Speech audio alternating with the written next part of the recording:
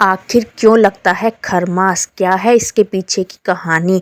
खरमास हर साल लगता है। इस दौरान सभी मांगलिक कार्यों को करने की मनाही होती है। क्या आपको पता है कि खरमास क्यों लगता है? इसके पीछे क्या है वजह? आइए जानते हैं। खरमास हर साल में 2 बार लगता है। पहला खरमास जब सूर्यदेव धनु राशि में प्रवेश करते हैं और दूसरा जब सूर्यदेव मीन संक्रांति के समय लगते हैं। इस दौरान मांगलिक कार्य वर्जित होते हैं। कथाओं के अनुसार सूर्यदेव धरती के संचालन के लिए 7 घोड़ों के रथ पर सवार होकर पृथ्वी की परिक्रमा करते हैं, लेकिन खरमास के दौरान सूर्यदेव की गति धीमी हो जाती है। आइए जानते हैं कि आखिर ऐसा क्यों होता है, क्या है इसके पीछे की कहानी। खरमास की कहानी।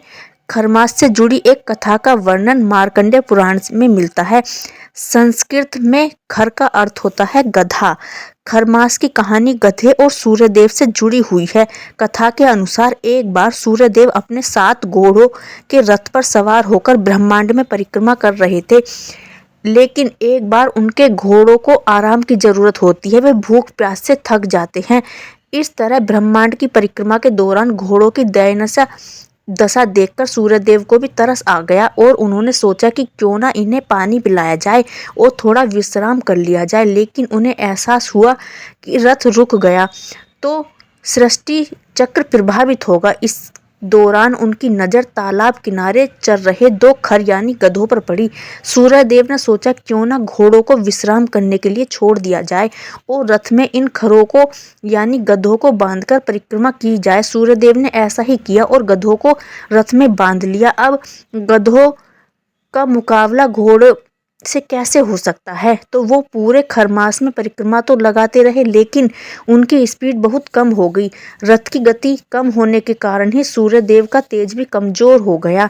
यही कारण है कि खरमास के दौरान धरती पर सूर्यदेव का तो तेज प्रकट नहीं हो पाता, जो बाकी के महीनों में होता है। इसके बाद मकर संक्रांति आते ही मौसम बदलता है और फिर से वही ऊर्जावान सूर्यदेव धरती पर प्रकट होते हैं।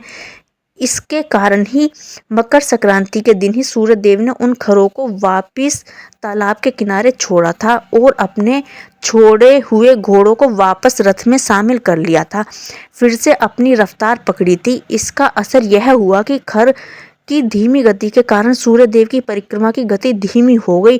किसी तरह 1 माह का चक्र पूरा हुआ। इस बीच धीमी गति से सूर्यदेव ने परिक्रमा का काम पूरा किया।